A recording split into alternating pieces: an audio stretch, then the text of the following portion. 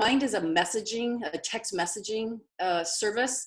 And what I like about it is that it can be just me sending text messages to my students, and they cannot respond to me at all. Or I can make the choice where they can have a dialogue with me and we can engage in conversation. I know many of us at Bethel use Remind because students have told me that they're very familiar with it. If I want to remind them to bring a certain text to class, I remind them about quizzes or exams that might be coming up. I wish them a happy week or a great weekend. Sometimes it's just very simple.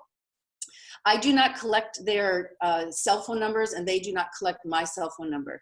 I have an account at Remind, a free account. I set up my class, and I get a code, and my students text this code into Remind, and it sets it up perfectly for us. So it's a handy little tool. They love it, having a reminder from time to time. My second station is Flipgrid. I know a number of us use Flipgrid, and I also understand we are being directed away from using Flipgrid, and Poodle has been added as a tool for our Moodle sites. But I use Flipgrid as a way for them to introduce themselves. I want to know their name, where did they grow up. I know their education majors because that's who is enrolled in this course, but I asked them maybe their favorite movie, what did they binge watch sometimes in fall classes, I would ask, tell me what your favorite food at the state fair is, just simple things.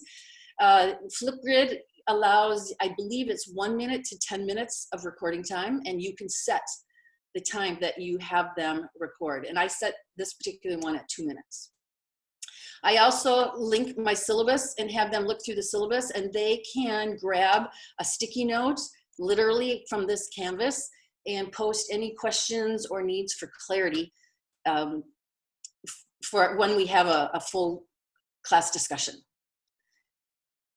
Station 4, I give everybody one slide in a Google slide set, and they need to cast their vision. What is their vision for their own personal life? What is their vision as a future educator? What is their vision as a son or daughter of God? What is their vision? And they have the opportunity to upload pictures, text, any symbols whatsoever that will help the rest of us get to know them by casting their vision. The last station I have is to set up a blog. I use EduBlogs as the tool for students communicating with one another. They post all their assignments on their blog. We peer review each other's work on their blog. I have a blog that I post for the course. Every student has access to it. And it takes me a week to get through all of this information where we're just simply gathering. And then I need some time for them to begin to share and get to know bits and pieces of each other. Sometimes getting to know odd little bits about our personality or our tastes are what I call social glue. And those are pieces that we can refer to later in the semester. I can group students by like information, by like traits, by like favorite movies, by like of any kind of information that they've given that I think that they might be paired well together. So again, this is what I do the first week. I get the information collected, I set them up, and then we go back and forth with the information that they provided as we get to know each other. I think that's it.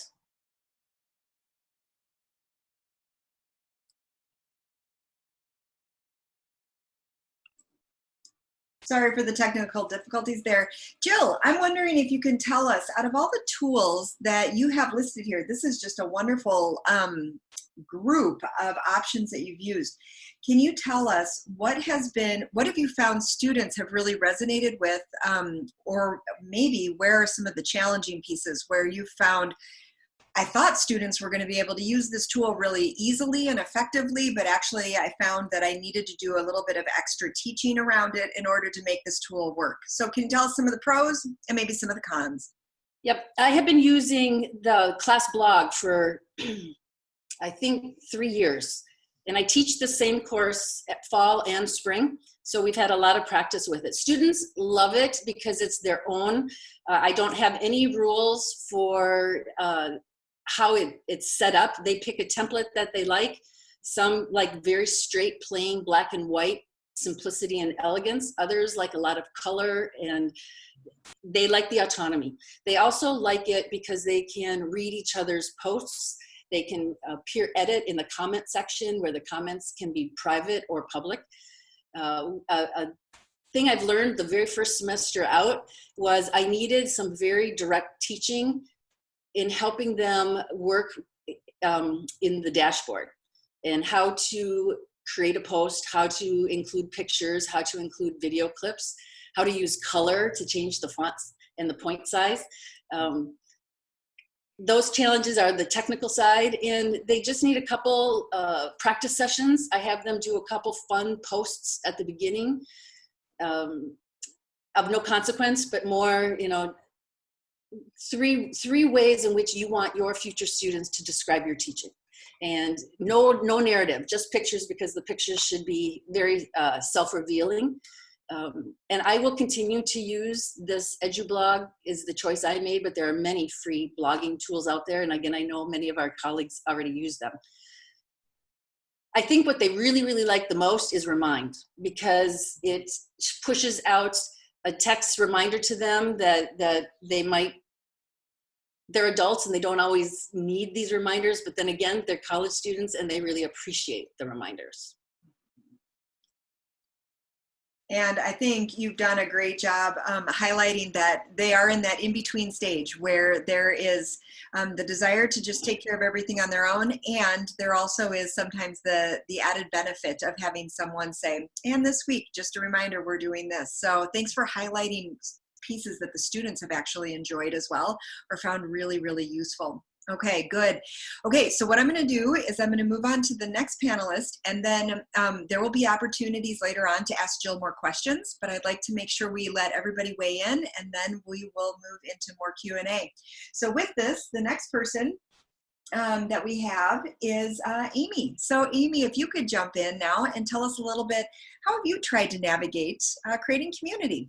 Yeah, sure. So for those of you that I don't know, I'm Amy Poppinga. I teach in the history department, and I teach traditional history classes, as well as I teach on the CWC team for our Western Civ credit. And then I also teach a couple of different courses that fulfill Gen Ed tags. So I wanted to make mention of that because in the spring, when we transitioned to online learning, all of my classes, none of them were like untagged history classes. They're all of my classes have students from a variety of different majors, and then because of that, ability levels as it relates to the sort of straight out discipline of history or the types of things that we're doing in a history class.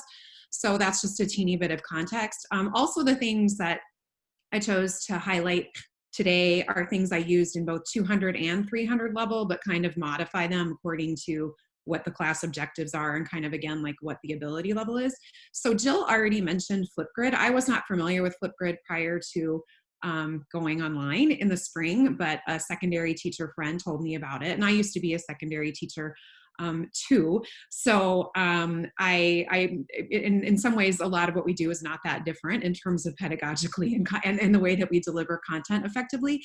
I also just learned over the weekend about Poodle, which students like crack up at the name Moodle, and I'm not even sure what's going to happen when we add like do your Poodle on Moodle to that. But so I will have to sort of see how I can fit what I thought was very effective with Flipgrid by utilizing Poodle, and if it will do the same things. But I think my favorite thing about Flipgrid is that akin to how Jill used it, I used it for more, but to just hit a little bit on what she said as an initial way for students to introduce themselves.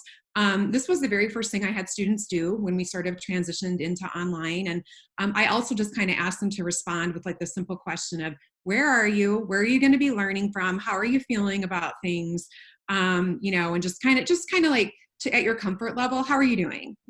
And what was great for me, and I'll just confess here that even at spring break, I had a lot of students this last spring, and I didn't necessarily know everybody's names, or I couldn't necessarily always visually place everybody by spring break. So what I actually loved about Flipgrid, that I thought I'll use this forever, regardless of whether or not I'm teaching students completely face-to-face or hybrid, is that it gave me a visual roster, and I loved that. So that then, I could get to know my students. I felt more personally. I do kind of do pretty well with faces, so the visual connection, that I could connect to a story of theirs, was something that I really liked. Also, in when I say spare time, nobody has spare time, but sometimes when I would get sick of grading or doing other things, sometimes on the weekend, I would just respond individually to some of the things that they had said in their introductory videos. And you can do that with Flipgrid, which is nice. You can actually just respond to them. So you can click on their video, respond right back to their video, and you can make that private. You can make it available to others, whatever you would want to do.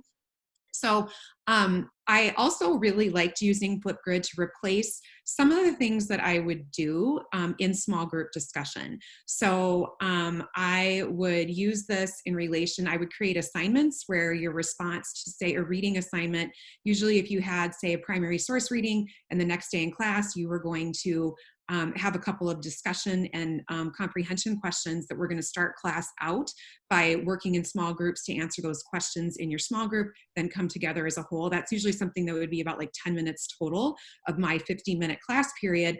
I could kind of use Flipgrid to do that. I would have students, I would give them again the same questions. I would set a time limit for their response. What I thought was sort of amazing is that it actually forced students to have to really be thoughtful and be coherent. So I found that students actually did plan what they were going to say, and people got creative, and they would have sort of cue card type things, and they would write keywords, or some of them have I don't know, blackboards or whiteboards in their homes, and they would, draw a picture behind them or whatever. So students actually got quite creative, and it made me realize they're obviously much more comfortable with the medium of self-filming than I am, because I hate it. I still kind of hate it, but they kind of like it. So I actually found it raised the stakes a little bit, because it's everybody has to do this, and other people are going to be watching you. So I actually found that what I really liked about it was I felt like it kind of equalized participation, instead of kind of always having those go-tos. And most of us know that after 4.5 weeks of class, if you've got 1 or 2 kids who are always doing this, other kids just kind of hang back, because they're we know that Roy will rescue us. And if you don't like awkward silence, which we all know I talk too much and I don't, then I tend to also rely on Roy, because I can't stand us all sitting there waiting. So what I loved about it was it equalized that, and I actually found that it elevated some voices that I don't usually hear. So a couple of students that just were very quiet in class, Flipgrid allowed me to really get in a little bit more thoughtfully to what they're thinking, things that come out differently than writing. I particularly loved it in working with a couple of my students who English is a second language, because again, in written reflections, or sometimes if I have students do a writing in class, I give them a prompt and say, write for 5 minutes. I've found, that can be very intimidating for students who have English as their second language, because there isn't the time to sort of thoughtfully prepare, and they're very nervous about what their product is. So this was great, I thought, in that respect. And you can make sure that you can assign students to watch other students' videos. So, and it has a very nice grading feature. So again, I'll have to see what Poodle can do, but I really liked Flipgrid for those reasons. Off of that, and this is actually something I think that Angela was going to talk about and do as well. So the good thing is hopefully I'm building on something that Angela was going to share with us too, is in my classes, I had 3 classes of 35. And so I broke each of my classes into groups of 9. So each class had 6 groups. Now that kind of became a lot for me to maintain, because I would meet with them in those groups of 9. So what I did in the spring isn't going to work with teaching hybrid in the fall because of time schedule. But I found that groups of 9, even if it just made it much better. So for example, based on Flipgrid, what you see there in the subgroups, I teach a class on environmental history. I gave each of my subgroups a national park. So they were the Yellowstone group, the Glacier group, the Arches group, whatever. And then when I would give them Flipgrid assignments, they would be within that 9 group subset. So I felt like they actually got to know each other really well. It kind of pushed students out of the comfort zone of always picking the same students. And I would probably now going into our fall semester, I'll rotate those groups so that they have different groups 3 different times. So, they would switch groups every month and a half or whatever. But that really worked great. It also really helped me because when I was doing grading, it just for me kind of made my grading a little bit more organized. It was like, I got these 9, I grouped like a batch of 9 at one time because I have a problem with sometimes when I grade poor person number 1, I'm so hard on. And by the time I get to person 35, I'm like, you wrote your name. Good work. And I don't like that. And I know it's a problem. So this really helped me because I just could chunk out, I'm going to do one group and then I'll do another group later or whatever. The next thing that I found that was really useful to me is utilizing Zoom and YouTube together. So I never used Google Meet. I just started Zoom from the get-go. I really liked it. I think that Zoom was much more user-friendly. It was much more reliable. Students adapted to it really quickly. But I would meet with each of my students each week via Zoom, not synchronously, but I would give them times to sign up, again, in groups of 9. And I would essentially do what I would go over readings during that time. I would give them discussion prompts to prepare in advance. And it was kind of like a time more for digging in a little bit deeper thematically on things as well as comprehension. And I don't believe lecture is bad. I believe bad lecture is bad. So in history, we still do lecture, but we do exciting, innovative, engaging lectures. But I essentially started doing all of my lectures by utilizing Zoom and YouTube. At first, I tried to do narrated PowerPoints. It was a disaster. I was crying. It was like, I don't know how to do this well. And then another friend who's in education said, well, just use Zoom to record yourself doing a lecture and then upload it to a YouTube channel. So I made a YouTube channel. YouTube is great because you can keep it private and it will convert the file to every kind of accessible file a student might have. You can also upload a much larger file than you can to Moodle. So I had no more slow uploading, no more worrying. And then I could actually just use the link in my Moodle and then it would actually pop up, right? So they can go ahead and watch it right there on Moodle through YouTube, but I've streamlined that back-end process.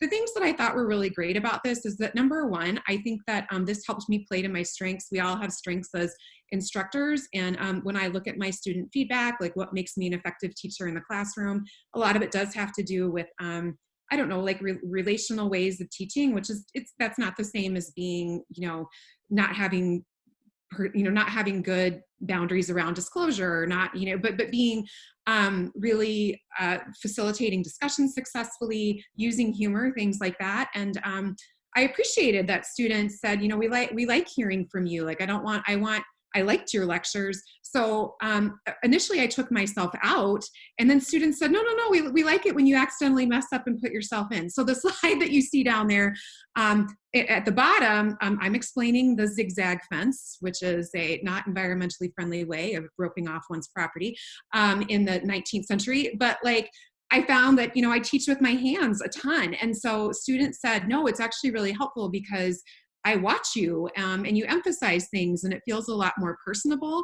And I also would try to comment to my students during lectures and say things that, I would try to make them very personable so that they were a little bit more engaging.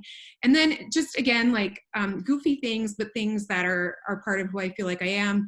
I started just doing my lectures were always unofficially sponsored by snack foods. So that's why you see the puff corn there and then, a extra credit point on a quiz was to make sure they actually watched the lecture. What was the environmental history of the West sponsorship? And then, it was not Funyuns. That was last week. It was puff corn. So I just really liked that sort of let me be myself. And then finally, this is something I actually started a few years ago that was something that actually in a casual conversation with Leah Fulton, if people remember Leah Fulton, was something that came out of having had a couple of things happen during the week with guest speakers. I teach classes on Islam. We often have Muslims come into our classroom, and sometimes in the middle of a spontaneous conversation with a guest speaker, sometimes a student might say something, sometimes the speaker might say something, and I don't have control in that moment. And sometimes it's something that requires a certain type of clarification. And I'm not saying that about the speaker. I'm usually actually more so saying that about something maybe that the student has said. And this idea initially developed from there. But at the end of each week in each of my classes, I send out at the end of the day on Friday what I call the WULA Friday email. And it just stands for Wrap Up, Look Ahead. And it's just usually a couple of paragraphs. And in that paragraph, I try to just say, like, here's 2 things that went really well this week. I want to highlight, and I usually give a shout out to somebody who in the midst of discussion, like, again, let's go back to Roy. There is no Roy, but like, he's great. Like, you know, Roy commented on this particular thing, and man, that was something I never thought about before. Or, you know, Tanya asked me this question and I didn't know the answer. Well, now I know the answer. Here's what, you know, here's what that is. I'm following up. To Jill's point, they are college students, but they do like reminders. So it's a good place to say, don't forget, next week we've got this. Next week we've got more reading than we usually do. Make sure that you plan accordingly. And then it's also a place to Jill's comment, just say, I care about you. I hope you guys have a good weekend. And, you know, I'm praying for you. I'm thinking of you. And then it's also, and this is probably my favorite thing about it, I wouldn't tell students this, but like, if I've had issues with students during the week, maybe it's that like clearly people weren't doing the reading. Maybe it's that people were like distracting behaviors have risen. Maybe it's been like attendance issues. This is a way to call out behavior without being specific. So it's easy to just kind of blanketly say, gosh, a few empty seats this week. Let's make sure we fix that for now. You know, I feel like it's actually been effective to sort of call out behaviors or things that I want, like man, rough week with that Hughes reading. Hope it goes better next week with the Thompson one, or whatever the case may be. So I like that it allows me to kind of do some of those things without making them personal. So I'll stop talking now, Christine. Amy, I can only imagine your students love listening to you. That is fantastic. I love it. I totally want to steal the puff corn idea. But in all reality, thank you so much. One of the key pieces that Amy highlighted that I don't really know this has ever been clearly communicated, and I'm making an enormous assumption that everyone knows this. We each have our own ability to have our own YouTube channel because of our Bethel email address. And so if you did not know that you can have your own YouTube channel associated with your Bethel email address, you can. So Amy, what Amy presented to us today is not going to be hard. You have access to be able to do everything that she highlighted. So if you have specific questions about how to be able to record Zoom and then upload it and dump it into YouTube, actually, could you send me a little email or dump that in the chat so I know how many people are unaware of how to be able to do that? Again, chat or email me directly. We've been trying to have these brown bags be kind of more philosophical, high level instead of like how-to videos, because everybody's at different places with how to. But if you're like, no, we need the how-tos. I didn't know I could have a YouTube channel. Please let us know that information. Okay. All right. So with that, I'm going to have us move on now to Danny Swenson. He is the third person in our panel today. And Danny, do you have more than one slide? I just want to make sure I fast forward appropriately as you're going, or are you on one slide? I think I have 4. Okay, can you just give me a little sign so I fast forward to the next slide when you need me to? Yes. Awesome. Danny, take it away. Thank you. And thanks to Jill and Amy for sharing some of their perspectives on community. I am going to be talking a little bit about community in terms of what does it look like to build community in order to have challenging and difficult conversations in the classroom. In some of the classes I teach, education classes, we do have to wrestle with a number of challenging issues related to race, culture, class, ethnicity. And so what does it look like to have those conversations? And one thing I decided to do for today is just share some of the student perspectives from 2018. I did a learner perspective on instruction both in the spring and the fall.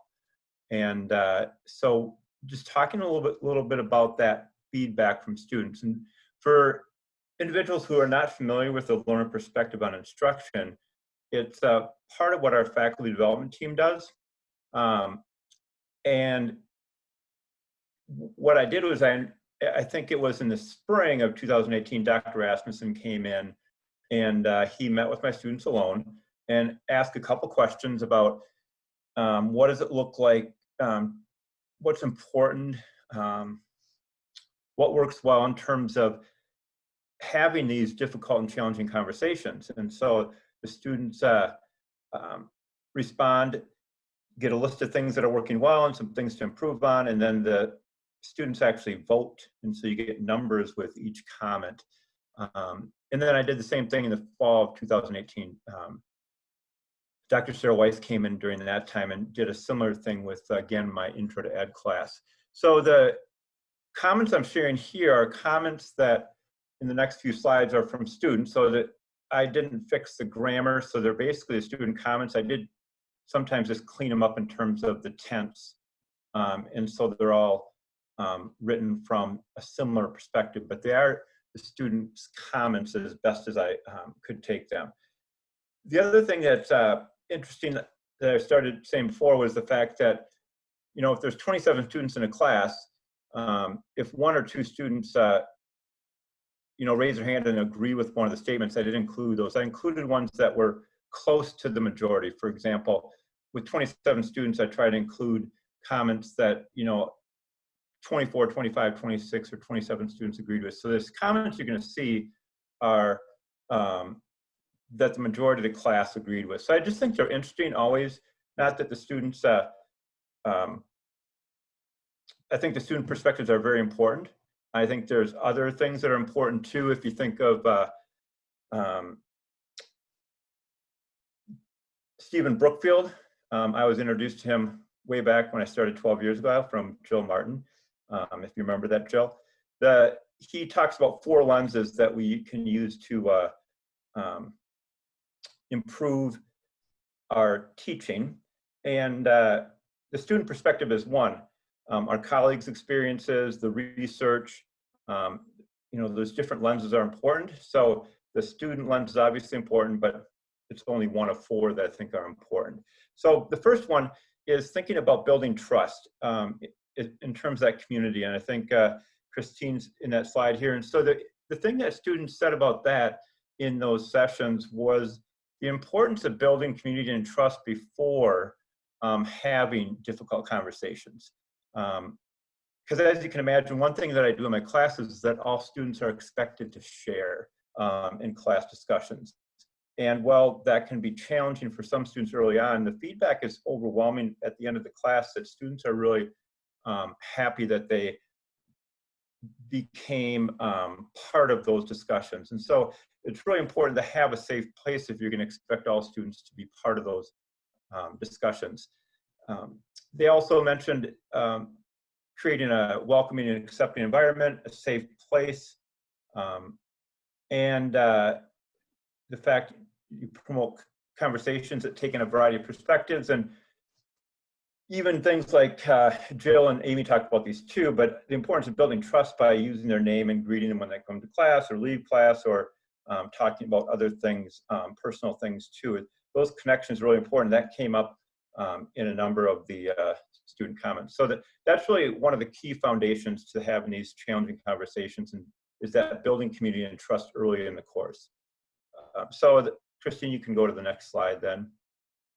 The other thing that was important that students really talked about was the chance, especially for internal processors, to have time to read over the materials and post ahead of class. And these posts are in Moodle, so the posts are not in forms where other students can read them. It's just where I can read them. So they're private posts. And they appreciated being able to prepare and never being blindsided by a topic, that they had background knowledge about the ideas they're going to talk about. They appreciated the variety of resources, to hear different perspectives prior to the discussions, and knowing the why behind the what. Those are things that they mentioned in terms of the preparation before class. Christine, you can go to the next slide then. So in class, things they talked about is they appreciated having small group discussions. So coming to class, they had read and posted, and then they appreciated having a chance to have small group discussions that they said helped refine their thoughts and ideas. So it was another chance to start thinking about some of these things and a small group setting. And some activities too. This is actually from one of the thinking routines from the Harvard thinking routines, Step Inside. And it's where they would step inside the shoes or the perspectives of the authors or the speakers of the whoever was part of the resources. And they would have to start thinking from that perspective. And the processes, as you can see parenthetically, they talked about, first they're looking at their own beliefs, but then they would step inside someone else's beliefs. And those things help them process prior to the class discussions. And then that's sort of where the next two slides are going in terms of things they appreciated about the class discussions. They appreciated getting feedback along the way, and some of the feedback was from me, but you'll see later on that the expectation was that they would also give each other's feedback. So we'll get to that in a second. They talked about not fearing the hard conversations because you're going to have some of these. It's important to be able to step in those spaces. They appreciated humility, that they were listened to. They also thought it was important that they had some ability to direct the depth of the conversations. So they wanted to stretch their thinking, but they didn't want it to be forced. They sort of wanted, as a class, to have some control of that conversation.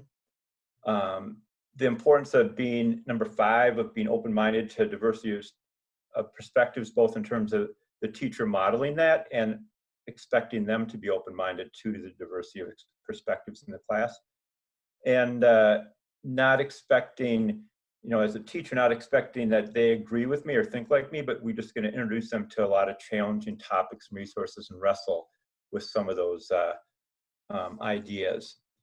And then the last slide, the other things they mentioned too in terms of class discussions were, again, the verbal affirmations after responses. A lot of those came from their peers, which we'll get to in a second here. The expectation that they know each other's names. So during discussions, they were expected to use the names of classmates when responding or acknowledging contributions. You'll see 4 was a really big one. The fact that before they could share their own thoughts on the topic, they would have to acknowledge the contribution of students that shared before them and use their name, which was really interesting at the beginning of the class, because to do that, you'd have to know the name of the student. Well, if you were going to go, but someone else went before you, you'd have to think, okay, I have to know another person's name and I have to listen to them too, because I have to respond to them. So it really, in a nice way, helped them to get to know each other's names and also to listen to what the students were saying, because they knew they had to summarize and acknowledge the contribution of the student that went before them. And it wasn't always the student they thought they're going to go to, just because you have a lot of people sharing. They really, even though it's hard for some students initially, that the feedback was overwhelming at the end, that they really appreciated that everybody had to share. And I included a comment there parenthetically about not being a spectator. I also get feedback like it's nice to be able to finally find my voice. And so those conversations or those comments, feedback are important, I think, in terms of that expectation of having your students share. And finally, a student comment about emphasizing it was helpful for them that sometimes it's okay to be uncomfortable as we talk about these tough topics, that it's not just them experiencing that. So I think these things, the feedback from students, their comments, are really good ways to think about building a strong community within your class, and specifically how that community can then help students navigate and discuss challenging and difficult topics. Danny, thank you so much for being able to provide that, because that, you've rightly identified, that's one of the biggest things that holds us back from creating really authentic learning communities or social communities, is when people feel like they can't bring their authentic selves, or they're afraid to do that. And so you've given us some great parameters to put into effect to create an environment that could facilitate this. So thank you. Excellent. Okay. One of the things that I would actually like to do here real quick is typically we go into breakout rooms and people are able to generate ideas with one another, but we've just heard from 3 very seasoned educators. And I want to be able to give time for people to ask follow-up questions as opposed to going straight into breakout rooms. And we'll see where this takes us. Is there anybody that wants to ask anything of Jill, Amy, or Danny that would be helpful for you if you could ask them a question? Please do so at this time. Just go ahead and unmute yourself and you can ask. So Danny, one of the things that I do expect from students is to participate in class discussions. And I tell students that I expect them to speak up, or I tell them that, I'm going to call on them in class to speak. Maybe I'm not doing this the right way. But I will always get 1 or 2 students who will let me know that they really, really prefer not to be called on in class. What do you do when a student say, I don't want to speak up, I don't want to be? Yeah, that's a great question. So I've been doing this for since 2017, and I've only had 1 student that's actually come to me ahead of time and talked about that, and I did let them know that that wouldn't be an issue.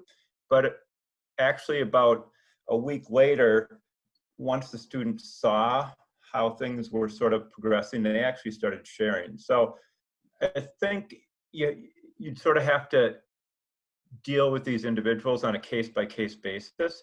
I do talk a lot about, for example, my classes, I do a lot of work leading into this. And so the expectation of everybody sharing probably doesn't happen till about halfway into the course. So there's a lot of trust built, a lot of conversations taken up to that point. And the other thing I also talk about is the importance in education about teachers finding their voice, right? It's critical as educators that teachers find their voice. And so that is important in their own classroom someday. I understand that it's different maybe talking to a class of 6th graders than in front of their peers, but they still have to find their voice there. They have to find their voice at parent conferences. They have to find their voice if they talk at department meetings. And so I sort of make the case that that's important, and sort of that why behind the what. And there's other things too that I think are important. So I think those things help as well. But I think if there are some students for certain reasons that just can't do it and they talk to me individually, that I wouldn't have a problem with that. Great question. Thank you. Leo. How about anybody else? What are some other things that you were thinking about as Jill, Amy, or Danny were presenting that you wanted to ask a follow-up question on?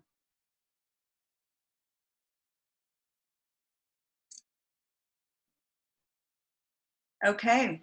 Well, then what I'd like to do is I would actually love to send you into breakout rooms for 5 minutes. And during this time, what I'd like for you to do is talk with one another about what have you been considering doing in your class setting in order to be able to create community. We've been able to hear from 3 professionals in this area, and they've done a great job. And I also know that other people are generating ideas as well. And so we're going to do a lightning round of being able to talk with one another in breakout rooms about this topic of what are you planning, or what are you going to attempt to do to create community for your students this coming year? And like I said, I'll give you about 5 minutes. And at this point in time, I am just automatically, assigning people to breakout rooms.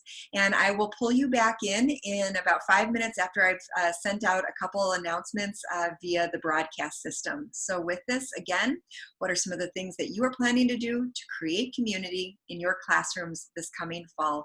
Share some ideas and suggestions with one another. We'll see you soon.